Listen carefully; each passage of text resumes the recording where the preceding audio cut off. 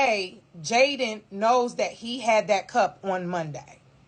So because Jaden know he had that cup on Monday, now on Tuesday when you gave it to Jayla, even though it was tagged for Jayla, Jaden still remembers that was his cup.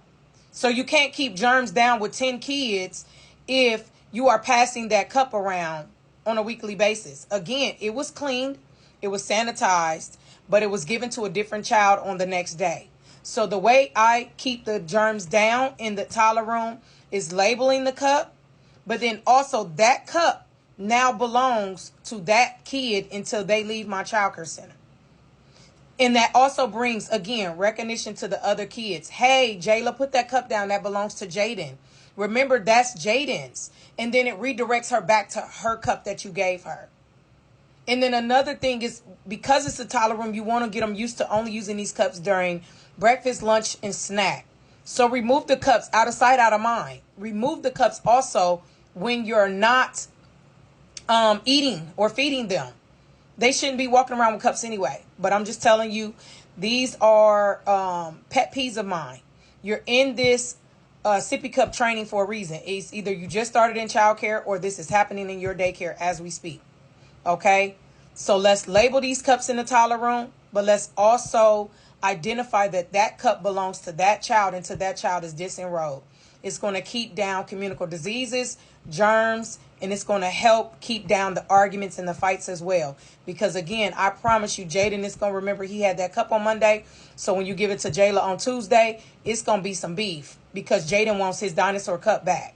So whatever you give them, let them have it. I didn't let parents bring cups to my center because I don't know how they clean. I'm not trying to learn how they clean, but I want to make sure, okay, if you purchase a cup, this cup stays here. This cup belongs to this child until he leaves. That's what I want you to understand. Character cups, then you won't have an issue either. If you get away from the character cups, again, you will not have an issue.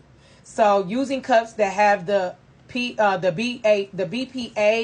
free cups, it stops the germs from those cups. They got those little plastic things in it.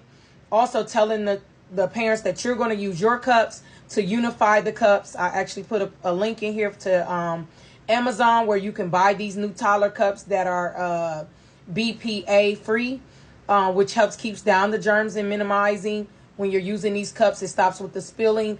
They're new cups, but it don't have all that stuff. Because like I said, all these kids belong to us when they're at our center. I would never forget opening a cup up as a teacher and pulling that plastic off and seeing all that mold around it. I will never forget that. And I remember going on my break and buying that same cup at Walmart to give to that kid before they left.